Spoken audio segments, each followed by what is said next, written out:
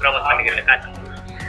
बघा, जे mobile tower आहे ते BSNLचे काही टावर लावले आहे किंवा जिओचे, तर ते पहिली गोष्ट तर आपण कोण सांगतो आहे आम्ही त्याला उचलून विकून मग खड्डे भरू असं काही नाही असतो. ते शासनाचे बिडर आहे आणि त्याच्यावर आपण जे बंद आहे ते चालू करण्याचे आम्ही कलेक्टर मॅडमशी बोललो आहे तर ते जेवढं काय असेल ते ताबडतोब आम्ही करू आणि जिथे मोबाईल नेटवर्क नाही तिथे सुद्धा आम्ही लावू असं. जे मागे आपण BSNLचे टावर हे केले त्याच्यात आमच्या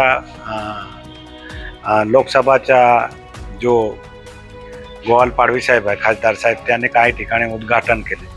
तिथे एक बी आम्ही उद्घाटनाला गेलो नाही होतो कारण आम्हाला बोलवणं नाही, पण ते उद्घाटन केले ते मला ते खासदार साहेबांना विचारावं लागेल का ते चालू आहे का बंद आहे. कारण आपण उद्घाटन केल्यानंतर त्याची जबाबदारी आपली असते का आपण चालू केले किंवा नाही.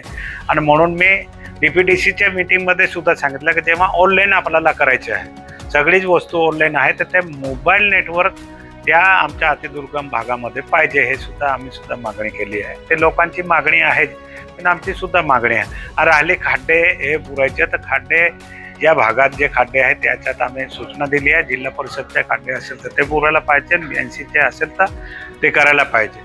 आज ते याच्यावरच चर्चा होती, नगरपालिका असेल किंवा कोणत्याही ठिकाणी तर ते आपण खड्डे पुरायला पाहिजे तर ते सुद्धा आपण घेतलं.